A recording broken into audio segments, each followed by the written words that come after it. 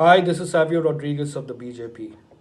2 days ago, in a letter to the Chief Minister, keeping in line with the file notings of the Directorate of Vigilance, I have asked for an investigation into the allotment of the renovation work contract of the Kala Academy to a private agency for Rs 50 crores.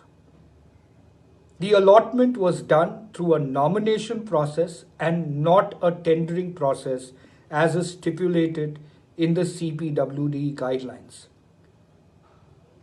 When the media asked the Goa Art and Culture Minister, he told them it was the responsibility of the PWD department. When this morning the media asked the PWD minister, he has stated that it was the decision of the Goa Arts and Culture Minister.